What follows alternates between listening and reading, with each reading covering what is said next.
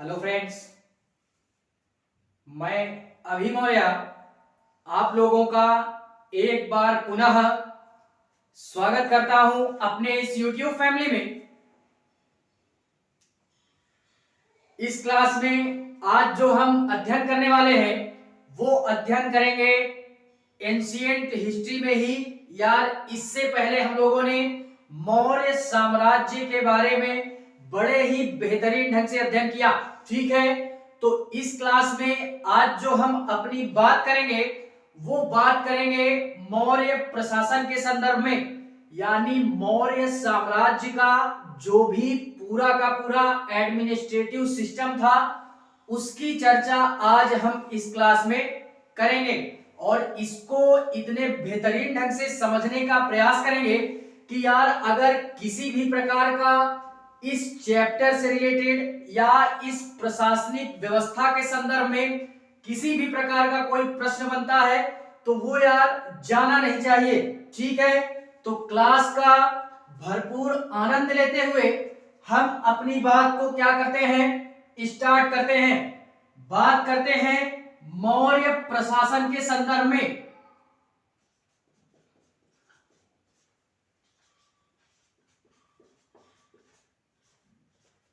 मौर्य वंश का जो भी एडमिनिस्ट्रेटिव सिस्टम था उसको पढ़ने का प्रयास करेंगे। सर्वप्रथम यार, इससे पहले की हम लोगों ने क्लास पढ़ी थी तो उसमें यार हम लोगों ने मौर्य वंश से रिलेटेड या मौर्य साम्राज्य से रिलेटेड जो भी हमारे शासक हुए उनके संदर्भ में और जो भी हमारा मतलब स्थापना के संदर्भ में और उनके कुछ जो प्रमाण प्राप्त हुए हैं इतिहास में, वो भी प्राचीन इतिहास में, या कुछ साक्ष्य प्राप्त होते हैं। तो इन सारी चीजों की बाकायदा हमने क्या किया था, अध्ययन किया था, ठीक है। तो उसी सारी चीजों को देखते हुए आज जो हम बात करेंगे वो बात करेंगे प्रशासन के संदर्भ में। फॉर एग्जाम्पल, जैसे हमारा ये इंडिया है तो यार भारत देश में भी आज के तौर पे एक प्रकार की प्रशासनिक व्यवस्था होगी जिससे पूरा का पूरा भारत क्या है, सुचारू रूप से चल रहा है, ठीक है। इसी प्रकार से यार ये मौर्य साम्राज्य में भी एक हमारी प्रशासनिक व्यवस्था बनाई गई थी जिसके माध्यम से इस पूरे मौर्य साम्राज्य की क्या होती थी, प्रशासनिक व्यवस्था चलाई जाती थी। इसके संदर्भ में यार अगर हम बात करते हैं तो आज जैसे वर्तमान में कहां पे, वर्तमान में जैसे हमारा भारत है तो भारत को क्या किया गया है कि आज हम लोग देखते हैं कि पहले यार एकदम बड़े लेवल पे जिसको हम देश बोलते हैं एंड उससे छोटे लेवल पे हमारा आता है उसको हम राज्य बोलते हैं एंड उससे छोटे लेवल पे आता है उसको हम लोग जिला बोलते हैं एंड उससे जो छोटा लेवल हमारा होता है उसको हम लोग ब्लॉक बोलते हैं एंड सबसे निचला स्तर जो हमारा होता है उसको हम ग्राम के नाम से भी जानते हैं, ठीक है।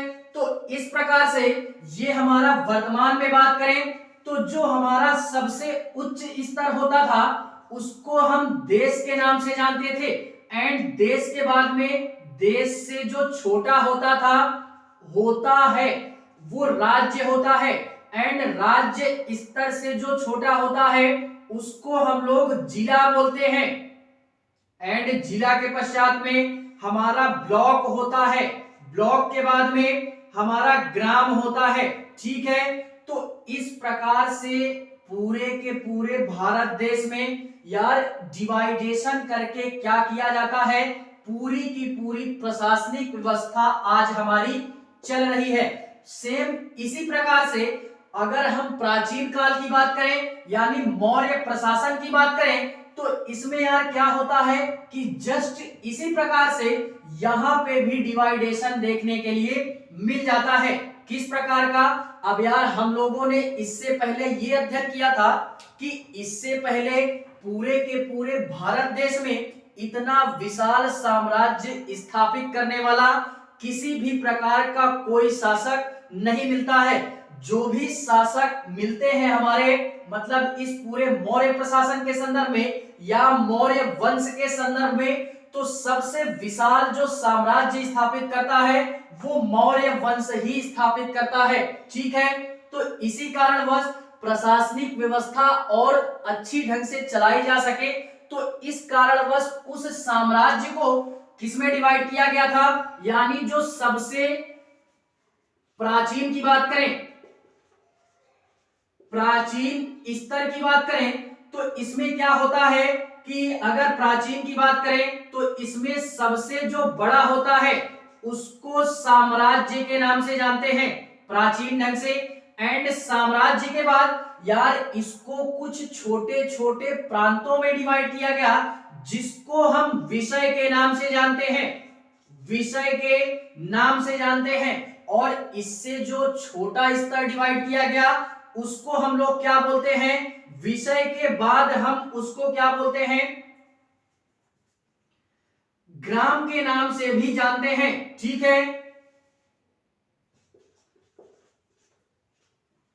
इस प्रकार से पूरी की पूरी ये हमारी क्या थी, प्रशासनिक व्यवस्था चलती थी। और अगर इसी में मैं बात करूं तो अगर वर्तमान से कंपैरिजन करते हैं थोड़ा सा, ये जो देश है इस देश में जो हमारा सर्वप्रथम अगर बात ही कर रहे हैं तो सर्वप्रथम जो हमारा सबसे हेड होता है वो कौन होता है, प्रधानमंत्री होता है। राज्य स्तर पे कौन होता है, मुख्यमंत्री होता है। जिला स्तर पे कौन होता है, जिला मजिस्ट्रेट होता है।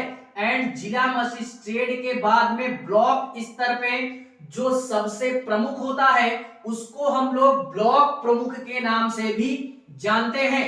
एंड ये जो ग्राम स्तर पे होता है, ग्राम स्तर का जो हेड होता है उसको हम लोग मुखिया के नाम से जानते हैं या प्रधान के नाम से भी जानते हैं। तो जस्ट इसी प्रकार से ये जो हमारी प्राचीन काल की या मौर्य साम्राज्य की जो भी हमारी प्रशासनिक व्यवस्था थी, इस साम्राज्य में जो हमारा केंद्र था, सबसे बड़ा साम्राज्य था, तो इसका जो हेड था वो कौन था, वो स्वयं राजा था, स्वयं राजा होता था। और इसको विषय में डिवाइड किया गया, तो इस विषय का जो हेड होता है उसको हम विषयपति के नाम से भी जानते हैं।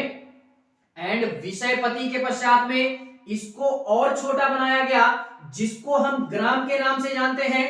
तो इस ग्राम के स्तर पर जो सबसे छोटा या जो सबसे हेड होता था उसको हम लोग ग्रामी के नाम से भी जानते हैं, ग्रामी या मुखिया बोलते हैं जिसको। और मुखिया के पश्चात हम इसको प्रधान के नाम से भी जानते हैं।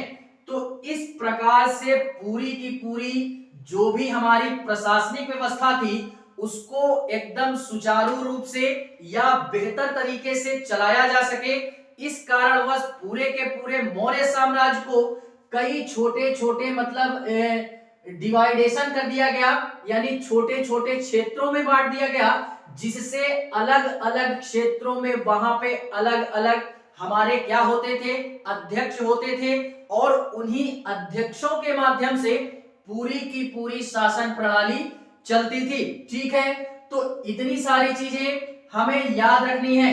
और इसी के संदर्भ में अगर और बात करें तो बात करते हैं अब पूरी तरीके से प्राचीन में मौर्य प्रशासन की। इसमें यह भी बोला गया कि ये जो राजा होता था ना मौर्य प्रशासन में, इस मौर्य प्रशासन का जो राजा होता था ये इसको हम लोग केंद्रीयकृत व्यवस्था के नाम से भी जानते हैं। यानी मौर्य प्रशासन को हम लोग केंद्रीय प्रशासन के नाम से भी जानते हैं, ये भी याद रखना है। मौर्य प्रशासन को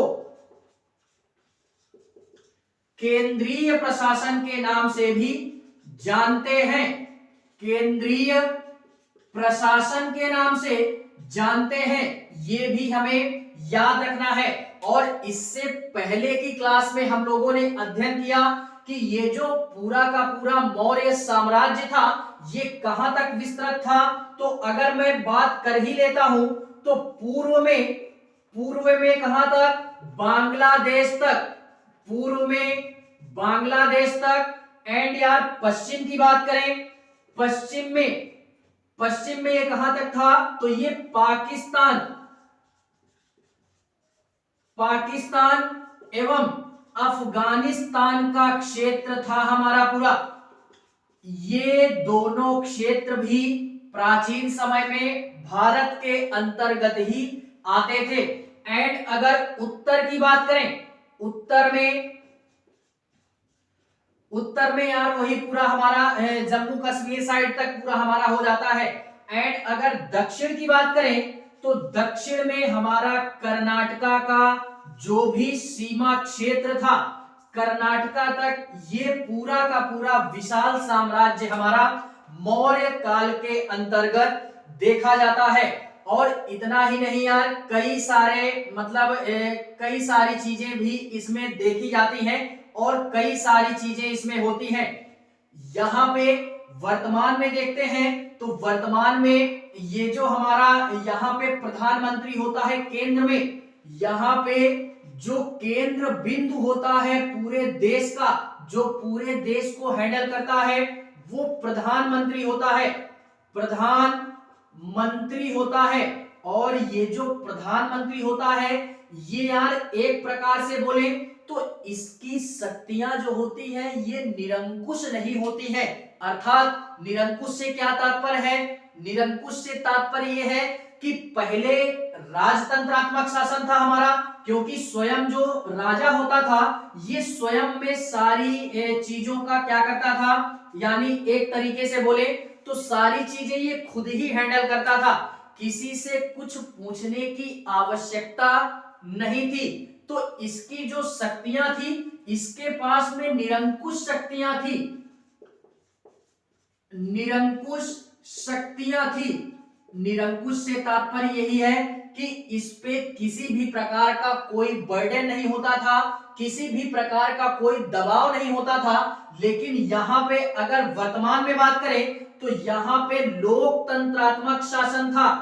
लोकतंत्रात्मक शासन हमको देखने के लिए वर्तमान में मिल जाता है, जिससे यार प्रधानमंत्री की जो शक्तियां हैं वो यार डिवाइड हो जाती हैं। डिवाइड से तात्पर्य यह है कि पूर्णतः प्रधानमंत्री अपनी स्वेच्छा से किसी भी प्रकार का कोई डिसीजन नहीं ले सकता है। इसके लिए भी यार कई सारे नियम कानून बनाए गए हैं, कई सारे विशेषज्ञों को बाकायदा संसद में बिठाया गया है, कई सारे अधिकारियों की नियुक्ति की गई है, जिनके माध्यम से प्रधानमंत्री जी को सलाह दी जाती है। उसके पश्चात भी प्रधानमंत्री क्या करते हैं, अपना किसी भी नतीजे पे पहुंचते हैं। ठीक है, तो इस प्रकार से आज की प्रशासनिक व्यवस्था और मौर्य साम्राज्य की प्रशासनिक व्यवस्था कैसी थी, ये यार दोनों में कंपैरिजन करके हम लोगों ने देख लिया। ठीक है, और इतना ही नहीं यार, प्रशासनिक व्यवस्था के संदर्भ में और जब बात कर ही रहे हैं तो और ये बात करते हैं कि ये जो प्रशासन था पूरा का पूरा राजा के अंडर में था। सारी की सारी शक्तियां राजा में होती थी मौर्य साम्राज्य में। और इतना ही नहीं थी तो, लेकिन यार इतना विशाल साम्राज्य और इतने विशाल साम्राज्य को स्वयं अकेले हैंडल कर लेना, ये राजा के मतलब अंडर में था, लेकिन वो संभव नहीं था कि पूरा का पूरा विशाल साम्राज्य वो अकेले संभाल सके। तो इस संदर्भ में इस राजा के सहयोग के लिए, जैसे आज हमारे प्रधानमंत्री जी की सहायता के लिए यार कुछ हमारे मंत्रिमंडल की व्यवस्था की गई है, उन मंत्रिमंडल की सहायता से प्रधानमंत्री जी क्या करते हैं, अपना सारा कार्य भारत देश का संभालते हैं। फॉर एग्जाम्पल, जैसे हमारे रक्षा मंत्री हो गए, विदेश मंत्री हो गए, रेल मंत्री हो गए, इस प्रकार के जितने भी मंत्री हैं ये सारे प्रधानमंत्री की सहायता के लिए क्या किए गए हैं, बनाए गए हैं। जस्ट उसी प्रकार से मौर्य साम्राज्य की बात करें तो यहां भी क्या होता है कि कुछ हमारे मंत्रियों की नियुक्ति की गई थी, मंत्रियों की नियुक्ति एवं कुछ अधिकारियों की नियुक्ति की गई थी, कुछ अधिकारियों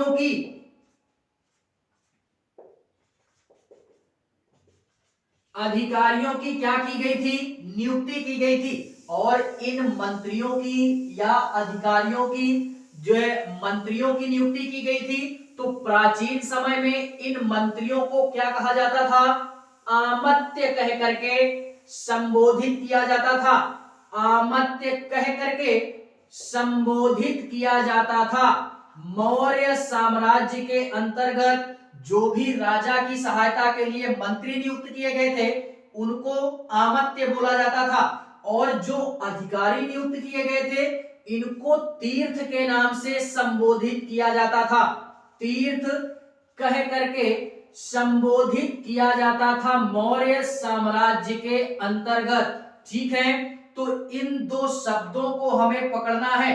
और ये जो अधिकारी होते थे ये यार शीर्ष अधिकारी होते थे, शीर्षक अधिकारी होते थे। इससे क्या तात्पर्य है, शीर्ष अधिकारी से तात्पर्य यह है कि मतलब उच्च लेवल के अधिकारी होते थे।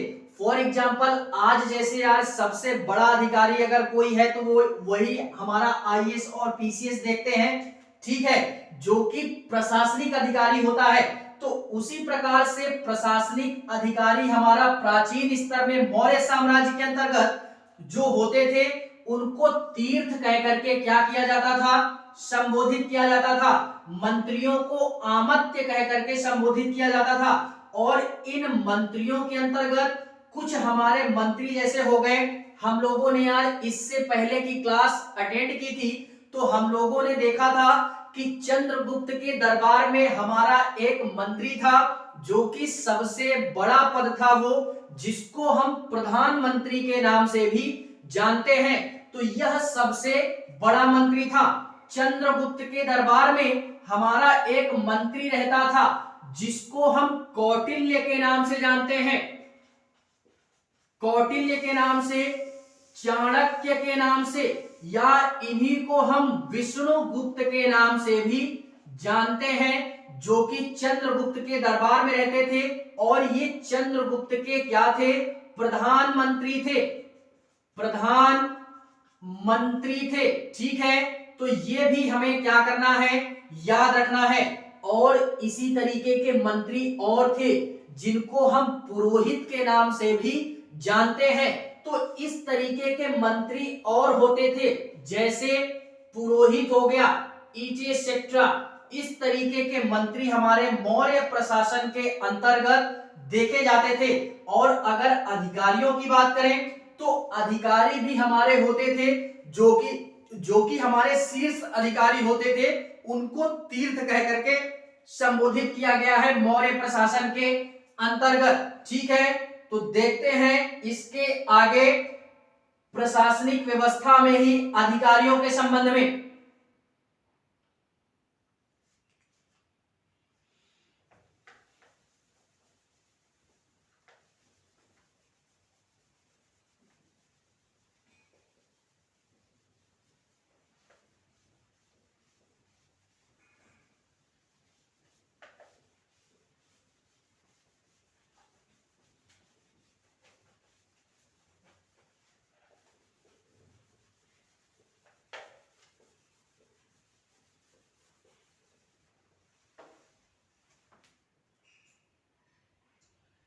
अधिकारियों के संबंध में देखते हैं यार, मंत्रियों के संबंध में देख लिया, देखते हैं कुछ अधिकारियों के संदर्भ में, कुछ अधिकारियों के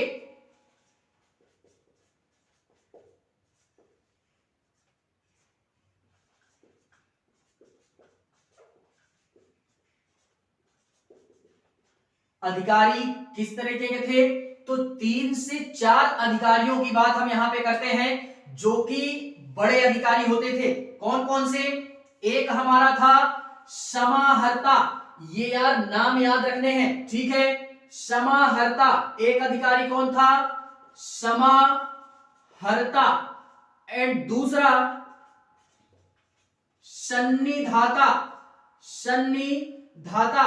एंड इसी के पश्चात में आता है हमारा सीता भूमि, सीता भूमि।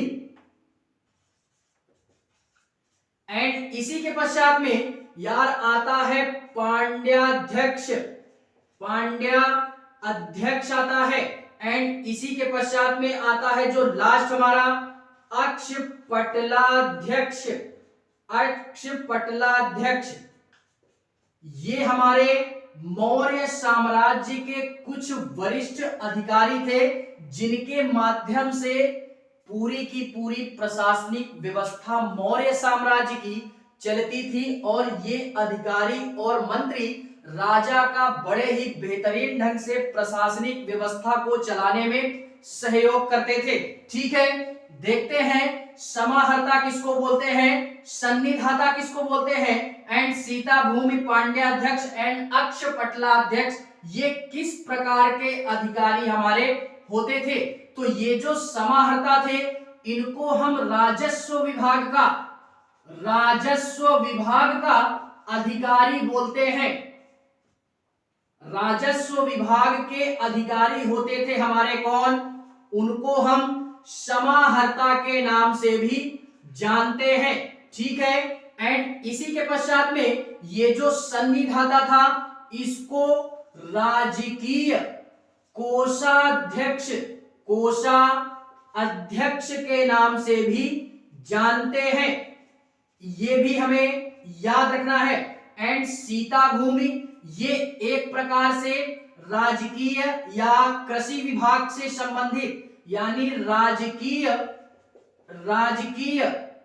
कृषि विभाग के अध्यक्ष होते थे। ठीक है, तो ये भी याद रखना है। एंड इसी के पश्चात में ये जो पांड्या अध्यक्ष होते थे ये यार क्या होते थे कि ये हमारे वाणिज्य विभाग के वाणिज्य विभाग के अधिकारी होते थे। कहां पे, मौर्य साम्राज्य के अंतर्गत। एंड ये जो अक्षपटलाध्यक्ष होते थे ये महालेखाकार होते थे, महालेखाकार अधिकारी। आज के तौर पे जिसको हम नियंत्रक महालेखक के तौर पे भी जानते हैं, जिसका बाकायदा वर्णन संविधान के अनुच्छेद 176 के अंतर्गत किया गया है। ठीक है, महालेखाकार अधिकारी होते थे, तो इनको क्या बोला गया, अक्षपटला अध्यक्ष के नाम से भी जानते थे। अब यार इसमें ये देखते हैं कि ये जो समाहर्ता थे ये राजस्व विभाग के अधिकारी थे। ऐसा क्यों, क्योंकि यार प्राचीन समय में किसी भी प्रकार का और कोई स्रोत नहीं था, केवल और केवल अगर इनकम का सोर्स था तो वो था हमारा कृषि विभाग, और कृषि से ही क्या होती थी, हमारी आय होती थी, इनकम होती थी। तो जो हमारे ये राजस्व विभाग के अधिकारी थे ये मतलब समाज में जाकर के, जनता से जाकर के यार वो जो कृषि करते थे उनसे जो आय प्राप्त होती थी उसी से हमारा ये राजस्व वसूलते थे। और जाहिर सी बात है किसी भी प्रशासनिक व्यवस्था को अगर चलाना है या किसी भी साम्राज्य को चलाना है तो यार राजस्व अर्थात टैक्स लेना बहुत ही क्या है, आवश्यक है। आज यार वर्तमान में जैसे कई ऐसे टैक्स हमारे भारत देश के अंतर्गत क्या है, चलाए गए हैं, जो कि समाज के लोग या जो हमारी जनता है वो भरपूर उन टैक्सों का क्या कर रही है, यानी सरकार को दे रही है, गवर्नमेंट को टैक्स दे रही है। उसी प्रकार से उस प्राचीन समय में भी टैक्स देने वाले या टैक्स लेने वाले अधिकारियों को समाहर्ता के नाम से जानते हैं। और जो आय के मतलब आय के अनुरूप जो लिया जाता था आय के हिसाब से, उसको बलि या भाग के नाम से जानते हैं। किस नाम से, बलि या भाग के नाम से जानते हैं, जो आय प्राप्त की जाती थी राजस्व अधिकारियों के अंतर्गत। ठीक है, एंड ये जो सन्निधाता थे ये राजकीय कोषाध्यक्ष थे, अर्थात राजकीय कोषाध्यक्ष से तात्पर्य ये है कि आज जैसे वर्तमान में हमारे वित्त मंत्री जी हैं, वित्त मंत्री निर्मला सीतारमण जी केंद्र स्तर की हैं। ठीक है, तो जस्ट उसी प्रकार से ये जो कोषाध्यक्ष थे ये भी हमारे क्या थे, कोष के अध्यक्ष थे, यानी वर्तमान के वित्त मंत्री के अनुसार का पद जो था वो मौर्य साम्राज्य में संनिधाता के रूप में देखा जाता है।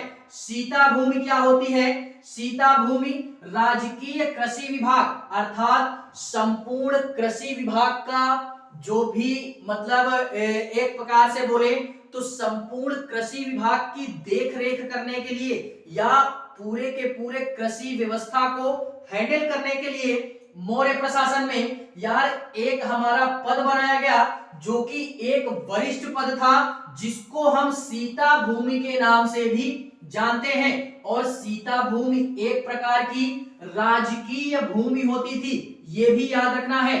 क्या होती थी, राजकीय भूमि को क्या बोलते हैं, सीता भूमि के नाम से भी जानते हैं। और इतना ही नहीं, ये इसको राजकीय भूमि भी बोलते हैं और एक नाम और याद रखना, इसको सरकारी भूमि के नाम से भी जानते हैं। तो ये तथ्य भी हमें क्या करना है, याद रखना है। एंड इसी के पश्चात में पांड्या अध्यक्ष वाणिज्य विभाग के एंड अक्षपटला अध्यक्ष महालेखाकार हमारे होते थे। ठीक है, तो ये हुए हमारे कुछ अधिकारीगण जो कि पूरे के पूरे मौर्य साम्राज्य के अंतर्गत प्रशासनिक व्यवस्था को चलाने के लिए राजा की क्या करते थे, सहायता करते थे। ठीक है, इन्हीं सारे मतलब अधिकारियों के माध्यम से, मंत्रियों के माध्यम से मौर्य प्रशासन चलता था। ठीक है, बात करते हैं इसके आगे की।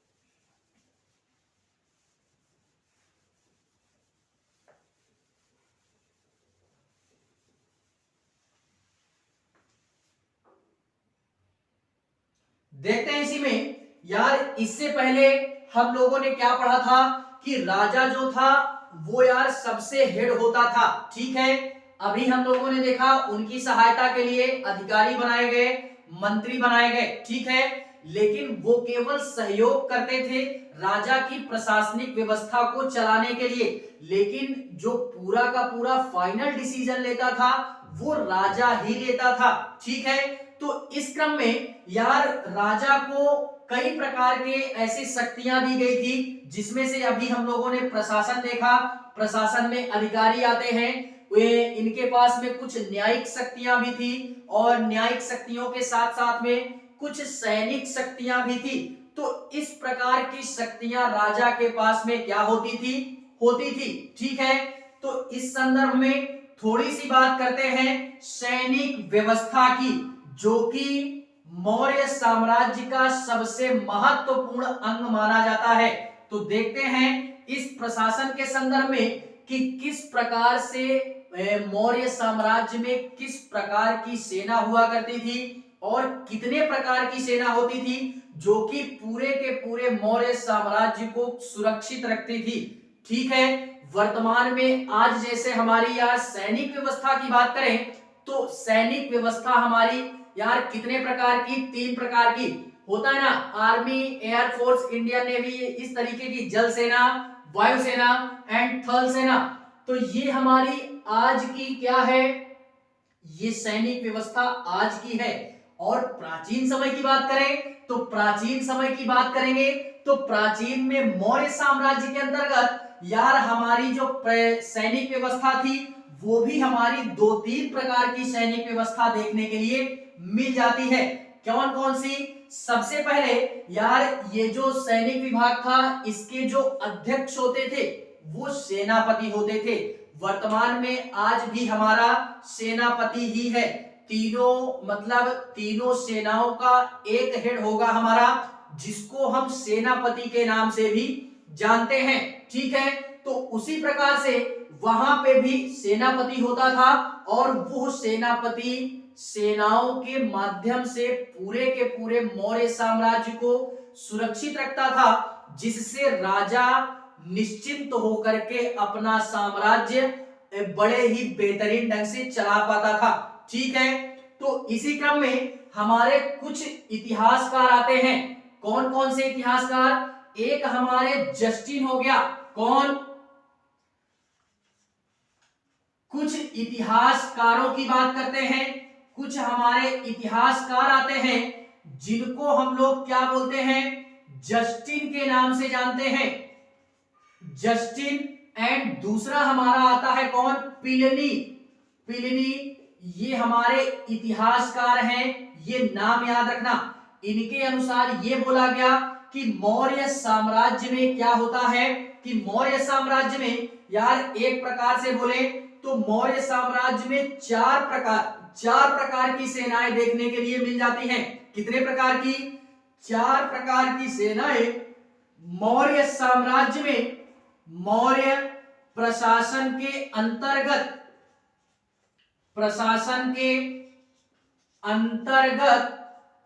4 प्रकार की सेनाएं आती हैं। कौन कौन सी? एक सेना थी हमारी पैदल सेना। एंड दूसरी थी हमारी कौन सी सेना? हाथियों की सेना, यानी कहीं भी युद्ध होता था तो हाथियों से जाते थे, हाथियों की सेना। एंड तीसरी थी हमारी घुड़सवार सेना, ये तीसरी सेना थी। एंड जो चौथी एंड लास्ट सेना थी हमारी, वो थी हमारी रथ सेना। तो ये 4 प्रकार की हमारी सेनाएं मौर्य काल के अंतर्गत देखने के लिए मिल जाती हैं, जिसमें से प्लिनी और जस्टिन के अनुसार ये बोला गया कि मौर्य प्रशासन में या मौर्य साम्राज्य में लगभग 6 लाख पैदल सेना देखने के लिए मिल जाती है। और ये केवल इन्हीं दोनों का मानना है। बाकी और जो इतिहासकार हैं या जो अन्य हमारे इतिहासकार हैं, वो यार इस बात से अनभिज्ञ है। वो ये जरूर बोलते हैं कि हाँ सेनाएं थी, लेकिन कहां तक ये बात सत्य है, इससे हम यार अनभिज्ञ हैं। हम इस बात को मानते भी हैं और नहीं भी मानते हैं। ठीक है, लेकिन ये दोनों लोग एकदम कंफर्मली बोलते हैं कि जो पैदल सेना थी वो लगभग 6 लाख सेना थी, 6 लाख पैदल सेना। एंड प्लिनी और बोलते हैं 30,000 क्या थी? हाथियों की सेना थी। 30,000 हाथियों की सेना, 30,000 हाथियों की सेना थी। एंड घुड़सवार सेना 6,000 आई थिंक 9,000, इसमें थोड़ा सा कंफर्म नहीं है, देख लीजिएगा आप लोग। 6,000 या 9,000 जो भी थी, ये हमारी क्या थी? घुड़सवार सेना थी। ठीक है, किसके अनुसार बताया गया? ये प्लिनी के अनुसार बताया गया। इतनी सारी सेनाएं हमारे देखने के लिए मिल जाती हैं मौर्य प्रशासन के अंतर्गत। ठीक है, तो इस प्रकार से ये हमारी पूरी की पूरी सैनिक विभाग होता है। और इस सैनिक विभाग के संदर्भ में यार अर्थशास्त्र में, कहां पे? अर्थशास्त्र में हमारा मतलब एक तरीके से बोले तो एक नाम दिया गया है, जिसको हम लोग क्या बोलते हैं?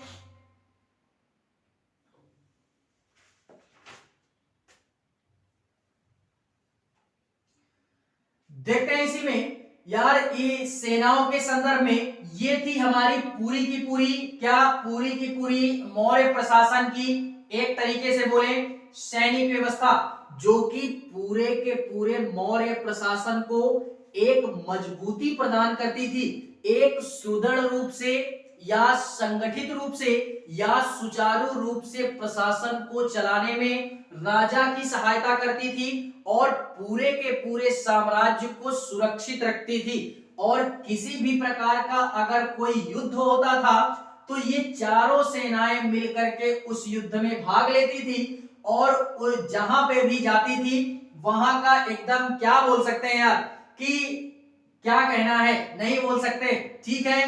बाकी हम लोगों ने इससे पहले पढ़ा ही था कि चंद्रगुप्त मौर्य जो थे वो यार जब मौर्य साम्राज्य की स्थापना करते हैं तो यार ये जो 6 लाख पैदल सेना थी ना, इन्हीं के बलबूते उन्होंने पूरे के पूरे विशाल भारत पे अपना एक विशाल साम्राज्य स्थापित कर दिया। किसके दम पे? यही 6 लाख पैदल सेना के दम पे पूरी की पूरी विशाल मौर्य साम्राज्य स्थापित होती है, ठीक है। तो ये थी हमारी कुछ मौर्य प्रशासन में सैनिक व्यवस्था के संदर्भ में। इसी के बाद बात करते हैं कुछ हमारी न्यायिक व्यवस्था थी। हम लोगों ने प्रशासनिक सिस्टम देखा, प्रशासनिक सिस्टम के अंतर्गत हम लोगों ने उसमें सैनिक विभाग भी देखा। सैनिक विभाग के अंतर्गत जो भी हमारा प्रशासन के अंतर्गत न्याय भी होता है। क्यों? क्योंकि यार किसी भी प्रशासन को अगर सुचारू रूप से चलाना है तो वहां का न्यायिक सिस्टम भी सुदृढ़ होना चाहिए। जैसे आज वर्तमान में supreme court, high court, district court बनाया गया है, जस्ट उसी प्रकार से प्राचीन समय में मौर्य साम्राज्य में भी कुछ हमारे न्याय करने के लिए यार कोर्ट बनाए गए थे, या एक तरीके से बोले न्यायालय बनाए गए थे। तो बात करते हैं न्यायिक व्यवस्था के संदर्भ में। इसी पे देखते हैं, यहीं पे देख लेते हैं हम, यानी न्यायालय के संदर्भ में क्या देखते हैं? न्यायालय के संदर्भ में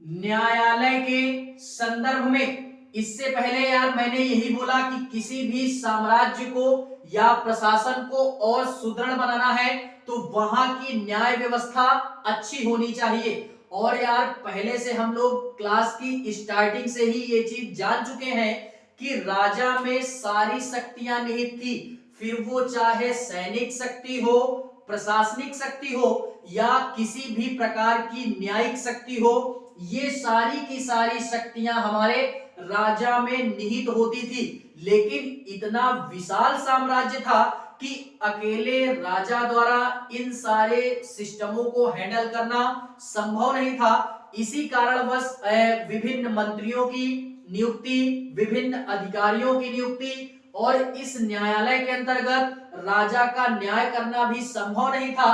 तो राजा के अंतर्गत 2 प्रकार के न्यायालयों की क्या की गई? नियुक्ति की गई। 2 प्रकार के राजा न्यायालयों की नियुक्ति की गई। यार जब कई छोटे छोटे क्षेत्रों में बांट ही दिया गया था तो उन सारे क्षेत्रों में हमारे यार न्यायालय भी स्थापित किए गए और उन न्यायालयों के जो हेड होते थे उनको राजूक कहा जाता था। यानी न्यायालयों के जो हेड होते थे या जो अध्यक्ष होते थे उनको राजूक कह करके संबोधित किया जाता था।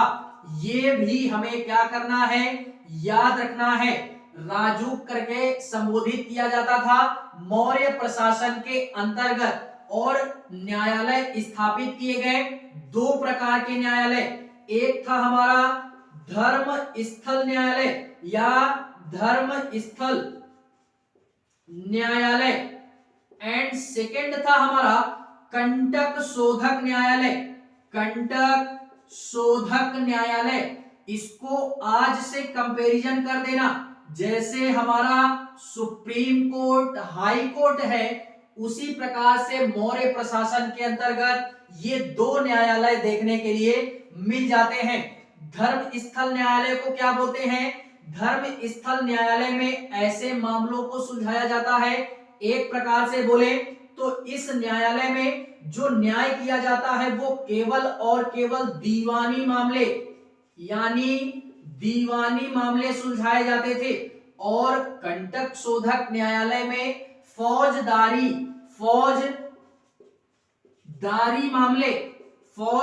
मामले क्या होते थे? सुलझाए जाते थे। दीवानी मामलों में जैसे हमारा यार किसी भी प्रकार का जमीन से जुड़ा हुआ विवाद हो गया या किसी का फैमिली मैटर हो गया, तो इस तरीके के जो छोटे छोटे मैटर होंगे वो यार हमारे दीवानी मामलों के अंतर्गत आएंगे और इन्हीं को धर्म स्थल न्यायालय के नाम से भी जानते हैं। एंड जो फौजदारी मामले होंगे इसमें यार बड़े बड़े कांड होते थे। किसी व्यक्ति ने अगर बड़ा कांड कर दिया, फॉर एग्जाम्पल चोरी वगैरह हो गया, डकैती वगैरह हो गया, या किसी का मर्डर वगैरह कर दिया, इस तरीके के जो भी संगीन अपराध होंगे वो केवल और केवल फौजदारी मामलों के अंतर्गत ही आते थे और इनको कंटक शोधक न्यायालय के नाम से भी जानते हैं। ठीक है, तो ये था हमारा पूरा का पूरा न्यायिक सिस्टम और सैनिक सिस्टम। इसी के संदर्भ में जो आगे बात करते हैं वो एक बात ये करते हैं गुप्तचर विभाग की, यानी किसी भी साम्राज्य को और बेहतर ढंग से मजबूती प्रदान करनी है या बेहतरीन ढंग से चलाना है तो यार वहां पे कुछ गुप्तचर बनाए जाते हैं, गुप्तचर की नियुक्ति की जाती है। देखते हैं गुप्तचर विभाग के संदर्भ में। फॉर एग्जाम्पल आज से मैं फिर कंपेरिजन कर रहा हूं, आज से हमारे यार हम लोगों ने देखा होगा, हम लोगों ने क्या सारे लोग देखते हैं यार वर्तमान में आज हमारे किसी भी पूरे के पूरे पृथ्वी की बात कर रहा हूं मैं, पूरे के पूरे पृथ्वी की बात कर रहा हूं वर्तमान के समय में यार सभी देशों में राजदूत होते हैं। नाम सुना होगा राजदूतों का, ठीक है। तो उन्हीं राजदूतों को जो यार एक तरीके से बोले तो जासूसी टाइप करते हैं। हमारा इंडिया है तो हमारे इंडिया के भी कई ऐसे राजदूत होंगे जो कि अन्य देशों में मतलब वहां पे कार्य कर रहे होंगे और वहां का जो भी सारा सिस्टम है वो यार इंडिया के अंतर्गत सारी खबरों को पहुंचाते होंगे, ठीक है। इसी प्रकार से कई ऐसे देश हैं वहां के भी राजदूत यहां होंगे, कहां पे, इंडिया में। और ऐसा नहीं है यार कि उनको लोग जानते नहीं हैं, जानते भी हैं, लेकिन मतलब बाकायदा कानूनी रूप से वो इस तरीके का कार्य करते हैं, कानूनी रूप से, ठीक है।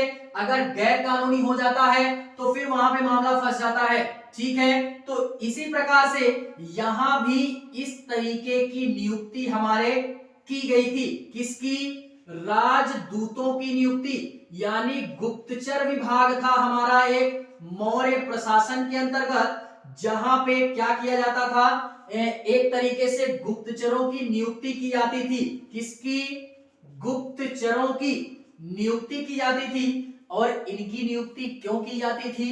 नियुक्ति इस कारणवश की जाती थी कि यार कोई भी समाज में राजा के प्रति किस प्रकार की धारणा बनी हुई है, इस बात को जानने के लिए गुप्तचरों की नियुक्ति की जाती थी। तो गुप्तचर जो है वो अपने साम्राज्य के बाहर से भी या अपने साम्राज्य के अंतर्गत भी ये यार दोनों जगहों पे क्या करते थे, यानी एक तरीके से बोले तो दोनों जगहों की खबरों को ला करके राजा के पास में क्या करते थे, उनको ये सारी चीजें बताते थे कि आपके प्रति दूसरों के विचार कैसे हैं या आपकी धारणा कैसे बनी है समाज में।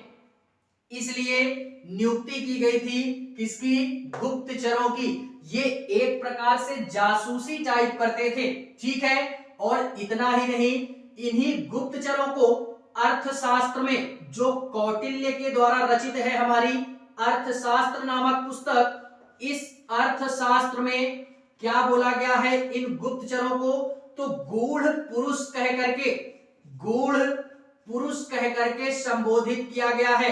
इसको भी हमें याद रखना है, गूढ़ पुरुष कह करके संबोधित किया गया अर्थशास्त्र में। और इतना ही नहीं, इस अर्थशास्त्र में राजदूतों के संदर्भ में या इन गुप्तचरों के संबंध में बाकायदा विस्तार से वर्णन किया गया है। कैसा वर्णन किया गया है कि दो प्रकार के, क्या बोला गया इस अर्थशास्त्र में? ये बोला गया कि दो प्रकार के गुप्तचर हमारे होते थे मौर्य साम्राज्य में। दो प्रकार के गुप्तचर होते थे। कौन कौन से? एक था हमारा संस्था नामक गुप्तचर, एंड दूसरा था हमारा संचार नामक गुप्तचर। ये याद रखना है, इसके साक्ष्य कहां से प्राप्त होते हैं? अर्थशास्त्र नाम की पुस्तक है हमारी। संस्था गुप्तचर क्या होता है एंड संचार गुप्तचर क्या होता है? तो संस्था गुप्तचर यार ऐसे गुप्तचर होते हैं जो कि समाज में एक जगह स्थिर रह करके सारी जानकारियों को एकत्रित करते थे और राजा तक बाद में जाकर के उन जानकारियों का आदान प्रदान किया करते थे।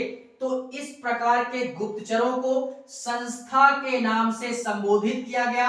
एंड ये जो संचार था, ये इस संचार के अंतर्गत ऐसे गुप्तचर आते हैं जो कि एक स्थान पे ना रह करके यानी अलग अलग स्थानों में घूम घूम करके राजा के संदर्भ में जो भी हमारी जानकारियां प्राप्त होती थी उन्हीं को हम लोग क्या बोलते हैं? संचार गुप्तचर के नाम से भी जानते हैं, जो बाद में जाकर के राजा को उन सारी चीजों से अवगत कराते थे कि आपके प्रति कौन सा व्यक्ति किस प्रकार का षड्यंत्र रच रहा है या समाज में आपकी धारणा या छवि किस प्रकार की बनी हुई है। तो इस कारणवश ये सारा सिस्टम हमारा गुप्तचर विभाग से संबंधित था। ठीक है, बात करते हैं इसी मौर्य प्रशासन में कुछ और बिंदुओं की या कुछ और बातें करते हैं।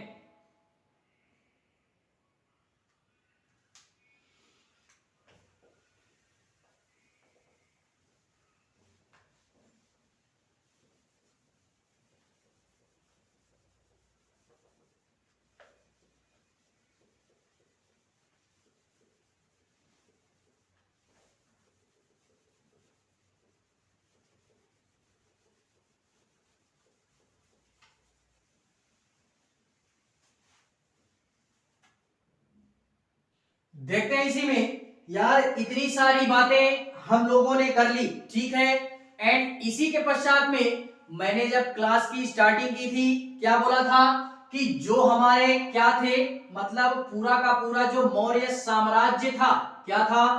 जो मौर्य साम्राज्य था उसको यानी ये सबसे बड़ा स्तर होता था। जैसे आज हमारा देश है तो ये सबसे बड़ा स्तर होता है। एंड इसी के पश्चात में इससे जो छोटा स्तर होता है, इस साम्राज्य को कई छोटे छोटे प्रांतों में डिवाइड किया गया। क्यों? क्योंकि इतना विशाल साम्राज्य था जिससे राजा उस पूरे विशाल साम्राज्य को अकेले हैंडल नहीं कर सकता था। इस कारणवश कई छोटे छोटे प्रांतों में डिवाइड कर दिया गया। इसको थोड़ा सा वर्तमान में ये समझते हैं कि पूरा का पूरा देश है हमारा, यानी इंडिया क्या है? आर्टिकल 1 हमारा क्या कहता है कॉन्स्टिट्यूशन का कि भारत हमारा राज्यों का क्या है? संघ है। अर्थात सारे राज्य मिलकर के भारत को एक गणतंत्रात्मक राज्य हमारा बनाते हैं। ठीक है, तो सारे राज्यों को मिलाकर के एक संघ अर्थात यूनियन की संज्ञा दी गई। उसी प्रकार से ये हमारा साम्राज्य था और जब हमारे यूनियन की संज्ञा दी गई पूरे भारत को, तो अब भारत भी इतना बड़ा है तो अकेले यार वर्तमान में मोदी जी हैं, तो मोदी जी पूरे के पूरे भारत में शासन तो कर रहे हैं, नाम तो मोदी जी का है, लेकिन हर जगह वो अवेलेबल नहीं है। इसी कारणवश इस पूरे भारत देश में कई छोटे छोटे राज्य बनाए गए, जो कि वर्तमान में 28 राज्य हमारे हैं। ठीक है, छोटे छोटे राज्य बनाए गए और इन राज्यों के अंतर्गत भी कई छोटे छोटे जिले बनाए गए। क्यों? क्योंकि मुख्यमंत्री सारे जगह तो जा नहीं सकता, वो क्या करेगा, जिस स्थान पे होगा वो आसपास के एरिया को देखेगा और यार क्या करेगा, जहां मतलब एकदम जाना उनके लिए क्या हो, अति महत्वपूर्ण हो, वहां हो जाएंगे। तो इस कारणवश राज्य के अंतर्गत भी और छोटे छोटे डिवाइडेशन किया गया, जिनको हम जिला के नाम से जानते हैं। अब इस जिले के अंतर्गत भी जो डीएम होता है या जो डिस्ट्रिक्ट मजिस्ट्रेट होता है, हर जगह तो जा नहीं सकता, तो इस कारणवश भी उसको और छोटे स्तर पे डिवाइड किया गया, जिसको हम ब्लॉक स्तर के नाम से भी जानते हैं। और इस ब्लॉक स्तर पर भी जो हमारा हेड होता है ब्लॉक प्रमुख होता है वो भी हर जगह जा नहीं सकता, वो भी क्या करेगा, इसको यार और छोटे उसमें बांट दिया गया जिसको हम ग्राम के नाम से जानते हैं। और फाइनली ये जो ग्राम होता है ये हमारे शासन का, प्रशासन का या प्रशासन करने का हमारे सबसे छोटा रूप ग्राम ही होता है। ग्राम से छोटा रूप हमारा नहीं होता। ग्राम पे ग्रामीण प्रधान या मुखिया का शासन होता है, ठीक है। इसी प्रकार से ये जो साम्राज्य था इसको और अधिक शासन अच्छी तरीके से चलाया जा सके तो साम्राज्य को प्रांतों में डिवाइड किया गया। किसमें? प्रांतों में। और इन्हीं प्रांतों को हम विषय के नाम से भी जानते हैं। विषय के नाम से, ये प्राचीन नाम है हमारे। और अधिक सहजता महसूस हो प्रशासनिक व्यवस्था के संदर्भ में या प्रशासन करने के संदर्भ में तो इसको और छोटा रूप दिया गया विषय को, जिसको हम ग्राम के नाम से भी जानते हैं। किस नाम से? ग्राम के नाम से। ग्राम के नाम से भी जानते हैं। और इसमें एक छोटा रूप और होता है यार, यानी इसको हम ग्राम भी बोल सकते हैं, वो अभी देखेंगे। और एक और इसी में होता है, इसको भी हम ग्राम ही बोलते हैं। मैं इसको ग्राम की संज्ञा ही देता हूं, ठीक है। ग्राम के नाम से ही जानते हैं। और ये जो बड़ा स्तर था यहाँ पे देखते हैं साम्राज्य में, यहाँ पे जो शासन करता था, मैंने अभी बोला पूरे देश पर शासन कौन कर रहा? मोदी जी। तो यहाँ पे शासन कौन कर रहा? प्राचीन काल में वो स्वयं हमारा राजा करता था। जो भी मौर्य साम्राज्य का था तो स्वयं राजा शासन करता था। और इसी के अंतर्गत ये विषय आ गया, विषय को डिवाइड किया गया। जैसे हम लोगों ने देश के बाद राज्य देखा तो विषय में जो शासन करता था उसको हम लोग विषयपति बोलते हैं। क्या बोलते हैं? विषयपति। और राज्य में मुख्यमंत्री शासन करता है। एंड इसी के पश्चात में इस विषय को डिवाइड किया गया ग्राम में। वर्तमान में ब्लॉक स्तर होता है जहां पे ब्लॉक प्रमुख शासन करता है। तो यहाँ पे जो शासन करता है उसको हम गोप के नाम से जानते हैं। किसके नाम से? गोप के नाम से, ये याद रखना है। एंड गोप के पश्चात में जो सबसे छोटा स्तर होता है वो ग्राम का होता है। इस ग्राम स्तर पे जो शासन करता है वो हमारा मुखिया या प्रधान शासन करता है। इस बात को हमें याद रखना है, ठीक है। इतनी सारी चीजें हमें याद रखनी है। फाइनली इस विषयपति को एक तरीके से बोले, राजा शासन करता था साम्राज्य में, ये जो विषयपति होता था ये प्रांतों में शासन करता था। तो इस विषयपति को हम लोग एक नाम से और जानते हैं, या इस विषय पर जो शासन करता था उस समय उसको हम राजन के नाम से या कुमार के नाम से जानते हैं। अर्थात राजा का जो पुत्र होगा वही विषय पर शासन करेगा। इसके अलावा कोई भी व्यक्ति विषय के क्षेत्र में शासन नहीं कर सकता है। इसका सबसे अच्छा एग्जाम्पल क्या था कि जो हमारा अशोक था यार, अशोक जो था वो शासक बनने से पहले अवंती क्षेत्र का राज्यपाल था। उसके पश्चात में वो राजा बनता है। तो राजा बनने से पहले मौर्य प्रशासन की ये कंडीशन थी या ये साम्राज्य की ये कंडीशन थी कि अगर राजा का जो पुत्र है आने वाले समय में अगर उसको राजा बनना है तो उसको पहले राज्यपाल बनाया जाता था किसी भी क्षेत्र का, जिससे वो यार भरपूर अनुभव प्राप्त कर सके प्रशासन के संदर्भ में कि किस प्रकार से प्रशासनिक सिस्टम चलता है हमारे साम्राज्य का। जब उसको अनुभव प्राप्त हो जाता था काफी सारा, तब उसको राजा के पद पे क्या किया जाता था? बिठा दिया जाता था। और ये जो ग्राम होता है जिसको हम गोप के नाम से जानते हैं, इसमें यार ये हमारे गोप के नाम से भी जानते हैं। और यहाँ पे जो शासन करते थे वो गोप ही करते थे, अर्थात स्थानीय क्षेत्र का जो शासन संभालता था वो गोप ही संभालता था। और इसको मैंने ग्राम की संज्ञा इस कारणवश दी कि कई छोटे छोटे गांवों को मिला करके एक गोप बनता है। कई छोटे छोटे गांवों को मिला के एक गोप बनता है। और अगर बुक की बात करें तो बुक में यार ये दिया गया है कि 10 गांवों के समूह को 10 गांवों के समूह को मिला करके एक गोप बनाया जाता है। 10 गांवों के समूह को मिला करके एक गोप बनता है और उसी गोप पे जो शासन करता है उसको भी हम लोग गोप या गोपा की संज्ञा देते हैं। ठीक है। एंड सबसे जो निचला स्तर था वो हमारा ग्रामीण स्तर था, जहां पे क्या होता है ग्राम प्रधान या मुखिया शासन करते हैं। तो ये ग्राम का सबसे छोटा लेवल था। ठीक है।